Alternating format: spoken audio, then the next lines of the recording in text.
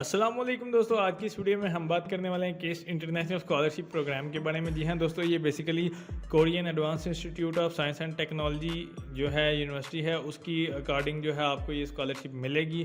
तो आप लोग जो है कोरिया में जाके अपनी स्टडी कंटिन्यू कर सकते हैं। अब कौन से लोग इसके लिए एलिजिबल हैं और क्या इसका रिक्वायरमेंट है और कैसे जो है आपने इसका एप्लीकेशन फॉर्म फिल करना है, वो सारा कुछ मैं आपको इस वीडियो में बताऊँगा। तो आपने इस वीडियो को अंत तक ज़रूर देखना है और कोई भी चीज़ को आपने स्किप नहीं करना। अगर आप इस चैनल पर नए हैं तो चैनल को ज़रूर सब्सक्राइब कर लें ताकि मैं इस तरह की जब भी कोई वीडियो वगैरह अपलोड करूँ तो आपको उसके नोटिफिकेशन मिलते रहें। तो चलिए दोस्तों, वीडियो को स्टार्ट करते हैं। सबसे पहले यहाँ पे अगर आप देखें KAIST international scholarship program, basically यहाँ पे आपको एलिजिबिलिटी क्राइटेरिया उन्होंने दिया हुआ है कौन से लोग इसके जो है एलिजिबल हैं। देन इसके बाद उन्होंने बताया स्कॉलरशिप के अंदर पैकेजेस क्या हैं, मतलब फुल ट्यूशन फीस है। जैसे कि अगर आपके 4 सेमेस्टर एमएस के तो वो आपके माफ़ होंगे, यानी कि फुली फंडेड जिसे आप कहते हैं वो है।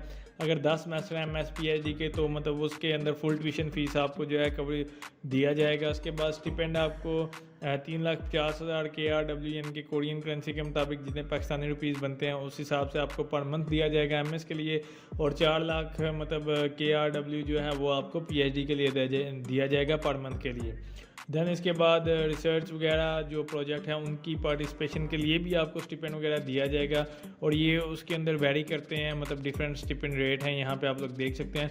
देन इसके बाद हेल्थ जो नेशनल हेल्थ इंश्योरेंस प्रीमियम है वो भी आपको मिलेगा। और इसी तरह रिक्वायरमेंट्स उनकी क्या है कि जो स्टूडेंट्स हैं उन्होंने अपना GPA मेंटेन रखना है 4.3 में से 2.0। और ये जो आपका GPA रिक्वायरमेंट है ये ऊपर नीचे होता रहता है अकॉर्डिंग टू दी कैंपस, ठीक है। और यहाँ पे आप लोग बाकी की डिटेल यहाँ पे आप देख सकते हैं, जैसे एप्लीकेशन में eligibility before you apply, financial coverage क्या मिलेगी, फिर ये सारा कुछ आप यहाँ पे पढ़ सकते हैं।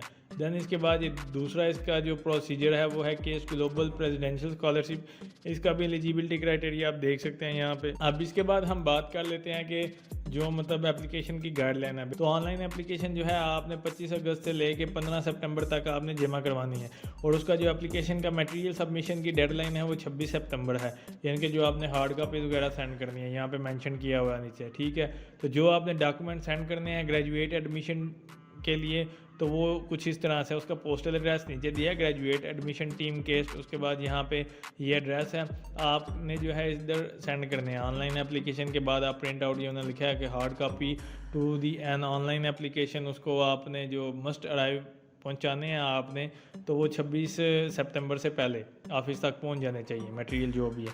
नीचे डिग्रीज एंड प्रोग्राम्स वगैरह बताए हुए हैं कौन से डिग्रीज हैं और कौन सा मतलब एमएस के लिए अवेलेबल है, पीएचडी के लिए और एमएस पीएचडी के लिए। नीचे ही उनका कॉन्टैक्ट इन्फॉर्मेशन सारी यहाँ पे इन्फॉर्मेशन दी हुई है, आप यहाँ पे चेक कर सकते हैं। इंजीनियरिंग के रिलेटेड कौन कौन से हैं, एमएस के लिए, पीएचडी के लिए, सारे यहाँ पे अवेलेबल है, ये आपने देख लेने हैं। देन इसके बाद हम बात कर लेते हैं यहाँ पे कि मतलब डिग्री रिक्वायरमेंट्स क्या हैं। अगर मास्टर डिग्री आप करना चाहते हैं तो यहाँ पर लिखा है for master degree programme application hold और एक्सपेक्ट बैचलर डिग्री आपके पास होनी चाहिए आपको इनरोलमेंट करने से पहले। अगर आप डॉक्टरेट डिग्री करना चाहते हैं तो मास्टर की डिग्री आपके पास होनी चाहिए, बैचलर और मास्टर दोनों की। फिर इसी तरह नीचे उन्होंने मेंशन की हुई है कुछ इक्विवेलेंसीज वगैरह बताए हुए हैं, ठीक है, यहाँ पर उन्होंने बताया हुआ है, ये आपने देख लेना है। इसके बाद सिटीजनशिप रिक्वायरमेंट, अगर आप जो दोहरी शहरियत है मतलब डुअल नेशनैलिटी है तो आप इसके लिए एलिजिबल नहीं है। अगर आप जो है कोरियन के सिटीज़न है, कोरिया में मतलब रहते हो, तो भी आपके लिए ये एलिजिबल नहीं है।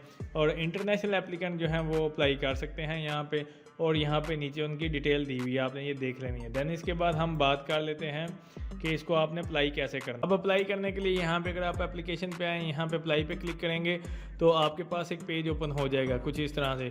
इसके अंदर जो है उन्होंने welcome to the KAIST online application system, यहाँ पे कुछ इन्फॉर्मेशन दी हुई है कि मतलब आपने जो है जो कंप्यूटर है वो विंडो ऑपरेटिंग सिस्टम होना चाहिए, तो मतलब आप इसको अप्लाई करें क्योंकि एप्पल में भी थोड़ा सा इशू आए। और उसके बाद जो है यहाँ पे उन्होंने बताया हुआ है, फिर एडमिशन की टाइमलाइन है, ऑनलाइन एप्लीकेशन की डेट्स वगैरह हैं, डॉक्यूमेंट सबमिशन वगैरह, फिर ये सारा कुछ यहाँ पे उन्होंने मेंशन किया है। तो आपने ये सारी डेट देख लेनी है, मतलब कौन से डॉक्यूमेंट्स जब पहुँचाने हैं तो कौन सी डेट तक पहुँचाने हैं, ये आपने देख लेना है। इसके बाद इंपॉर्टेंट नोटिस है जिसमें उन्होंने बताया कि जो रिकमेंडेशन लेटर हैं वो इलेक्ट्रॉनिकली ही रिसीव करेंगे। जैसे मैंने लास्ट वीडियो में आपको एक बताया था कि जो आपके रिकमेंडर्स हैं उनकी डिटेल आपने ऑनलाइन फिल करनी है और अपना जो रिकमेंडेशन लेटर है वो आप अपलोड करेंगे, और वो 26 सितंबर से पहले पहले जो है आपने यहाँ पे मेंशन करने हैं सारा कुछ, ये आपने देख लेना है। नीचे यहाँ पे उन्होंने मेंशन किया हुआ है सारा कुछ, आप चार्जेस वगैरह सारा कुछ देख सकते हो क्या क्या चीज़ें हैं। और इसके बाद नीचे नोटिस है, फिर यहाँ पे पर्सनल इन्फॉर्मेशन रिक्वायरमेंट है जिसमें आपके कह सकते हो कंपलसरी चीज़ें आ जाएंगी, वो सारा कुछ उन्होंने नीचे मेंशन किया है। उसके बाद यूनिक आइडेंटिफिकेशन जिसमें पासपोर्ट वगैरह, नंबर वगैरह और सारा कुछ यहाँ पे होगा, डॉक्यूमेंट्स वगैरह वो सारी इन्फॉर्मेशन है। देन इसके बाद यहाँ पे आपके पास ऑप्शन है आई कंसेंट और I have read and consent all above application, और उसके बाद आपने एप्लीकेशन फॉर्म पे क्लिक कर देना है। तो जैसे ही आप एप्लीकेशन फॉर्म पे क्लिक करेंगे तो आपके पास 4 स्टेप है। स्टेप 1 के अंदर जो है प्रोग्राम आपने सेलेक्ट करना है, जिसमें MS है या PhD या MS PhD, मेजर किस फील्ड में आप करना चाहते हो तो वो यहाँ से आप चूज़ कर सकते हैं। देन इसके बाद फैकल्टी और एकेडमिक एडवाइज़र। अब ये बेसिकली इंफॉर्मेशन अगर तो आपके पास है तो ठीक है, अदरवाइज़ ये मैंडेटरी क्वेश्चन नहीं है। देन इसके बाद जो है यहाँ पे आपके पास एक ऑप्शन है, do you want to apply for GDI GTIP master program as your second choice. तो अगर आप ये प्रोग्राम के बारे में मैं बता देता हूँ कि क्या है। अगर आप इसको यस करेंगे तो नीचे आपको जो है वो बताना पड़ेगा, ईमेल वगैरह जो भी है वो सारा कुछ यहाँ पे। तो यहाँ पे मैं आपको बता देता हूँ कि बेसिकली ये है क्या। यहाँ पे अगर आप इस लिंक पे क्लिक करेंगे तो आपके पास ये पेज ओपन होगा। अब इसमें देखें यहाँ पे लिखा है कि ये उन्होंने एक न्यू प्रोग्राम लॉन्च किया है, ठीक है, जिसे वो कहते हैं graduate school of global digital innovation GDI, ठीक है। देन दूसरा जो है वो है ग्लोबल टेक्नोलॉजी इनोवेशन प्रोग्राम। तो ये 2 प्रोग्राम ओपन किए गए हैं, 2 ईयर मास्टर कोर्सेज हैं, ये आप देख सकते हैं। अगर तो आप इसके लिए मतलब एज अ सेकंड प्रायोरिटी अगर आपकी ये है तो आप इसको यस करेंगे तो उसके बाद वो नीचे कह रहे हैं कि if yes register another email to create your account. मतलब कि वो कह रहे हैं कि आप इसको किसी और ईमेल से रजिस्टर करें अपना इस मतलब GDI और GTIP मास्टर प्रोग्राम के लिए, किसी दूसरे अकाउंट के लिए आप करें तो वो यहाँ से आप उसको मेंशन करेंगे। तो इस तरह से अब अगर इसके लिए ही आप अप्लाई करना चाहते हैं मीन के जो नॉर्मल मास्टर प्रोग्राम जैसे यहाँ पे मैंने बताया, जो आपकी यहाँ पे ऊपर जो आपने फील्ड चूज़ की है, तो उसके लिए फिर अगर आप इसको नो कर देंगे और देन इसके बाद नीचे आप आएंगे तो आपके पास बेसिक इन्फॉर्मेशन आ जाएगी, जिसमें आपका लास्ट फैमिली नेम पहले और फर्स्ट नेम बाद में है। देन इसके बाद आपकी ईमेल आईडी है, फिर इसके बाद वो पूछ रहे हैं कि @gmail.com है, हॉटमेल है, याहू है, या जो भी है। तो वो यहाँ पे आप ऐसे @gmail.com और यहाँ पे वो चूज़ कर लेंगे जो भी है। देन इसके बाद क्रिएट पासवर्ड, कंफर्म पासवर्ड, और उसके बाद आपकी एक पिक्चर है जो कि 360 पिक्सल इंटू 480 पिक्सल, जिसे आप अमूमन पासपोर्ट साइज़ कह सकते हैं। तो लेकिन आपने इस जो मतलब रेजोल्यूशन है उसका जो साइज़ है आपने ये रखना है, और उसके ये साइज़ उसका ये होना चाहिए, और उसका जो फॉर्मेट है वो JPG या GIF फाइल में उसका 1 MB से साइज़ ज़्यादा ना हो। तो ये आपने ध्यान रखना है। दैन इसके बाद आपकी नेशनैलिटी क्या है तो आप वो चूज़ कर सकते हैं, जैसे यहाँ से पाकिस्तान है। डेट ऑफ बर्थ आपकी क्या है, जेंडर क्या है। अब यहाँ पे उन्होंने लिखा हुआ है कि एलियन रजिस्ट्रेशन नंबर। अब आपने घबराना नहीं है, बेसिकली ये लिख रहे हैं कि this number is only applicable for foreign registered to live in South Korea में जो रहते हैं उनके लिए। अगर आपके पास ये नहीं है, नीचे उन्होंने लिखा है, तो आप इसको स्किप कर सकते हैं, नो इशू। इसके बाद मोबाइल नंबर आपने देना है, रेजिडेंस आपकी क्या है वो एड्रेस देंगे, फ़ोन अगर इन कोरिया में अगर आपका है तो फिर आप लिख सकते हैं, अदरवाइज इज नॉट मैंडेटरी, ठीक है। देन इसके बाद आपने इसका क्रिएट अकाउंट करना है। तो ये आपका अकाउंट क्रिएशन के लिए ये चीज़ें हैं, ठीक है। आपने इस तरह से ये सारा फिल करने के बाद क्रिएट अकाउंट पे क्लिक करना है। तो अब यहाँ पे आप लोग देख सकते हैं मैंने अपना अकाउंट क्रिएट कर लिया है। तो स्टेप 2 मेरे पास आ गया है, जिसमें मेरे पास अकेडमिक इन्फॉर्मेशन आ जाती है, जिसमें वो कह रहे हैं कि आपने अपनी जो डिग्रीज़ हैं BS MS और ये सारी आप वो वाली डिग्रीज़ यहाँ पे एंटर करें। और यहाँ पे उन्होंने आपको मेंशन किया हुआ है कि enter the name institute if not. तो अगर आपके पास वो लिस्ट पे नहीं है तो आप उसको कैसे यहाँ पे मेंशन कर सकते हैं, ठीक है।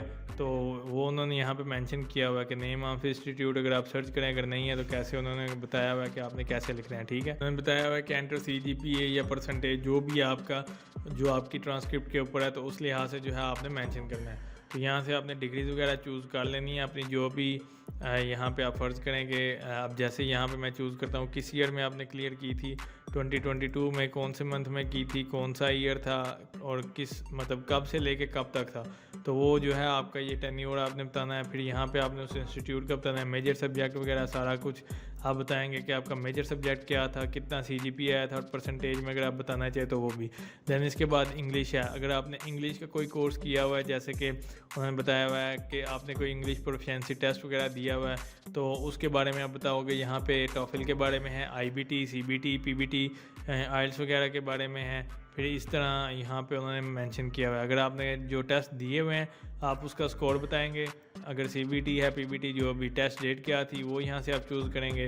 तो इस तरह से फिर पब्लिकेशन में अगर आपने कोई पब्लिकेशन वगैरह, जब आपकी मतलब फाइनल ईयर होता है रिसर्च वगैरह, तो कोई पब्लिकेशन या रिसर्च होती है तो वो कब की थी, वो डेट, उसका टाइटल क्या था और नेम ऑफ जर्नल वो क्या था, वो यहाँ पे आप मेंशन करेंगे। फिर वर्क एक्सपीरियंस अगर आपके पास है, अगर आपने कहीं पे काम किया हुआ है तो आप उसको जो है यहाँ पे प्रोवाइड करेंगे।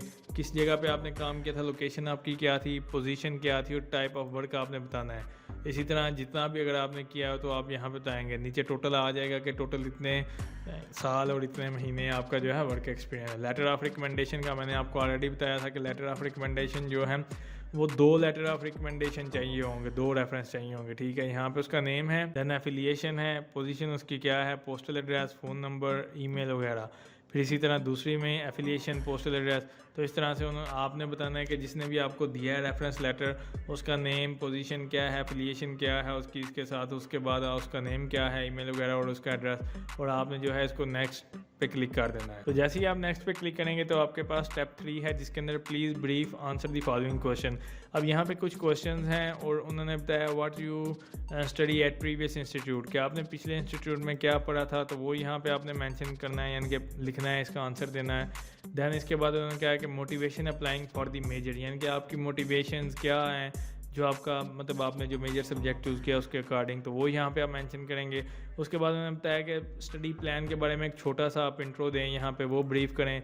उन्होंने बताया 1 to 5 लाइन्स, ठीक है, तो ये आपने ध्यान रखना है। इसी तरह फिर फ्यूचर प्लान आफ्टर स्टडी, यानी कि स्टडी के बाद आपका फ्यूचर प्लान क्या है। देन इसके बाद हॉनर्स एंड रिवार्ड, अगर आपको कोई मतलब कोई रैंक वगैरह यूनिवर्सिटी में गोल्ड मेडल हो या कुछ इस तरह से, वो यहाँ पे आप मेंशन करेंगे। दैन उन्होंने बताया कि introduction of institution previously attend, जो अभी मतलब आपने इंट्रोडक्शन देना है अपनी यूनिवर्सिटी का, कि मतलब कौन सी यूनिवर्सिटी में क्या रैंक है, क्या सीन है, मतलब इस तरह से उन्होंने नीचे ये मेंशन एग्जांपल के तौर पे, जैसे उन्होंने कहा case rank 39 of QS world university, इस तरह से आपने बताना है, ठीक है, अपनी यूनिवर्सिटी का। और दैन इसके बाद स्टेटमेंट ऑफ पर्पज़, ये हर एक स्कॉलरशिप में जो है ये एक मेन चीज़ होती है, स्टेटमेंट ऑफ पर्पज़। अब ये क्या है, इसके बारे में हर एक जो मतलब कह लो कि यूनिवर्सिटी का अलग से क्राइटेरिया, कुछ यूनिवर्सिटी आपको जो है यहाँ पे 3-4 क्वेश्चन देती है। अब यहाँ पर भी मेंशन है कि आपने डिस्क्राइब एनी वर्क जो आपने किया है, एकेडमिक एक्सपीरियंसेस आपके क्या हैं, जो आपने फील्ड चूज़ की है उसके अकॉर्डिंग और एक्यूरेट और प्रिसाइज जो है आपने यहाँ पे स्टेटमेंट ऑफ पर्पज़ लिखनी होती है। ये उन्होंने मेंशन किया, डिस्क्राइब एनी वर्क और academic experience related to your chosen field, यानी कि जो आपने फील्ड चूज़ किया उसके अकॉर्डिंग आपका वर्क एक्सपीरियंस, आपकी फील्ड जो आपने चूज़ की है आपका उसके साथ एक्सपीरियंस क्या है, एकेडमिक आपका रिलेशन क्या है, कुछ इस तरह से आपने बना के, तो यहाँ पे आपने 20 लाइन तकरीबन लिखनी होती है। 20 लाइन है, बल्कि कह लो कि 150-200 वर्ड्स आपने लिखने हैं यहाँ पे। तो इसके बाद आपने इसको नेक्स्ट पे क्लिक कर दें। तो जैसे ही आप नेक्स्ट पे क्लिक करेंगे तो इसके अंदर आ जाता है financial resources. Basically financial resources क्या होता है, इसके अंदर आप देखिए स्पॉन्सर इन्फॉर्मेशन। अब मैं आपको ब्रीफली बता देता हूँ कि फाइनेंशियल रिसोर्सेज बेसिकली ये है कि अगर आप अपनी बिहाफ के ऊपर इसको कर रहे हैं तो फिर जो है आपको स्टेटमेंट आपको जमा करवानी पड़ेगी बैंक स्टेटमेंट की, ठीक है। अगर आपको कोई सपोर्ट कर रहा है जिसे आप स्पॉन्सर कहते हैं, लाइक कंपनी कोई आपको स्पॉन्सर कर रही है कि आप स्टडी करें, तो आपको उस कंपनी की इन्फॉर्मेशन देनी होगी। अब यहाँ पे अगर आप देखें उसने लिखा है सेल्फ सपोर्ट, कि अगर आप खुद अपने बजाते खुद पढ़ना चाहते हैं तो आप अपनी बैंक स्टेटमेंट शो करवाएंगे। देन इसके बाद है पेरेंटल या कोई भी इंडिविजुअल स्पॉन्सर है तो उसकी बैंक स्टेटमेंट देनी पड़ेगी। लेकिन अगर यहाँ पे देखें केस स्कॉलरशिप पे अगर आप चूज़ करते हैं तो ये सारे आपने फिर उन्होंने लिखा है कि if you are only applying to KAIST scholarship bank statement जो है आपको ज़रूरत नहीं है, यानी कि ये 3 जो पोर्शन है इसकी ज़रूरत नहीं है, क्योंकि अगर आप स्कॉलरशिप के लिए अप्लाई कर रहे हैं तो फिर ये आपके ऑटोमेटिकली चूज़ हो जाएंगे, ठीक है। स्पॉन्सर अगर आपको कोई कर रहा है तो आपने उसकी इन्फॉर्मेशन देनी है कि कौन सी मतलब कंपनी या कौन सा बंदा आपको जो है स्पॉन्सर कर रहा है इस स्कॉलरशिप को अप्लाई करने के लिए, तो उसके साथ आपका रिलेशन क्या है, सारी कॉन्टैक्ट इन्फॉर्मेशन उसकी दे के आपने इसको सेव एंड कंटिन्यू पे क्लिक करना है। तो यहाँ पे अगर आप देखें आफ्टर आपने जो मतलब कंप्लीट कर लेनी है सारी एप्लीकेशन का प्रोसेस, तो आपके पास एक इस तरह से पेज आ जाएगा कि मतलब आपने सारी इन्फॉर्मेशन कंप्लीट कर ली है और नीचे इस तरह से फिर आपके पास प्रिंट और प्रीव्यू का ऑप्शन है, तो आपने प्रिंट निकलवा लेना है आपने जो है एप्लीकेशन फॉर्म का। अगर आप मॉडिफाई करना चाहते हैं, कोई चेंजिंग करना चाहते हैं, तो आप जो है उसको मतलब मॉडिफाई पे क्लिक करके इसको आप यहाँ पे मॉडिफाई कर सकते हैं। अब एक चीज़ मैं यहाँ पे बताना भूल गया था, वो ये था कि बिफोर यू प्रोसीड टू पे एप्लीकेशन फ़ीस, इसकी ना एक छोटी सी फ़ीस है जो कि नॉन रिफंडेबल है। अब जैसे ही मतलब आप अपनी एप्लीकेशन कंप्लीट कर चुकोगे तो उसके बाद पे नाउ पे आप क्लिक करेंगे। दैन इसके बाद जो है आप यहाँ पे अगर आप देखें, मैं आपको बताना जो भूल गया था वो ये था कि अगर आप यहाँ पे देखते हैं तो ये लिखा हुआ है कि एप्लीकेशन फ़ीस जो है वो $80 या KRW 80,000, मतलब ये उनकी जो करेंसी है उसके अकॉर्डिंग है। इतने पैसे आपने सबमिट करवाने हैं, वो आप क्रेडिट कार्ड के थ्रू, बैंक ट्रांसफ़र के थ्रू, मतलब फाइनल स्टेज के ऊपर जो है जब आपकी एप्लीकेशन कंप्लीट हो जाएगी तो उस वक्त जो है आपने उनको पे करने हैं। और ये मतलब जो है कि नॉन रिफंडेबल है, आपको वापस नहीं मिलेगी। तो ये आपने ध्यान से अपने डॉक्यूमेंट सारे एक बार तसल्ली से सारा कुछ करके उसके बाद जो है आपने ये करना है। तो एप्लीकेशन फॉर्म को फिल करने के बाद पेमेंट आप कर चुकोगे। करने के बाद यहाँ पे अगर आप देखें ऑनलाइन एप्लीकेशन जो आपको मैंने बताई है वो 15 सितंबर उसकी लास्ट डेट है। उसके बाद आपने करना क्या है कि जो आपके डॉक्यूमेंट्स हैं उनको आपने अपलोड करना है, तो वो 26 सितंबर से पहले पहले आपने अपलोड करना है और 26 को ही आपने उसको जो है 26 से पहले पहले ही उनको सेंड करना है इस एड्रेस के ऊपर, ये पोस्टल एड्रेस दिया हुआ है। ठीक है, अब बेसिकली यहाँ पे अगर आप आते हैं जो इसका एप्लीकेशन है तो यहाँ से आप जो एप्लीकेशन आप फिल करेंगे उसका प्रिंट प्रीव्यू करेंगे तो आपके पास यहाँ पे आपकी जो एप्लीकेशन फॉर्म है उसका प्रिंट आ जाएगा। आपने उसको डाउनलोड कर लेना है, मतलब कि निकलवा लेना है बाय। ठीक है, डाउनलोड करने के बाद यहाँ पे मैं आपको पहले बता देता हूँ, डाउनलोड करने के बाद जो है यहाँ पे ऊपर आपके पास ऑप्शन है डॉक्यूमेंट सबमिशन। अब ये तभी कंप्लीट होगा जब आप अपनी पेमेंट करेंगे। पहले आपने पेमेंट करनी है, उसके बाद प्रिंट वगैरह निकलवा लेना और उसके बाद जो आपके डॉक्यूमेंट्स रिक्वायर्ड होंगे वो यहाँ पे आप अपलोड करेंगे। और अपलोड करने के बाद जो है यहाँ पे आपने इसको हार्ड कापी इनकी जो है सेंड कर देनी है। उम्मीद करता हूँ दोस्तों आपको वीडियो अच्छी लगी होगी। अगर अच्छी लगी है तो उसको लाइक कीजिए, शेयर कीजिए, हमारे चैनल को ज़रूर सब्सक्राइब कीजिए। अगर आपको इसके रिलेटेड कोई भी मसला आता है तो आप नीचे कमेंट करके पूछ सकते हैं। शुक्रिया।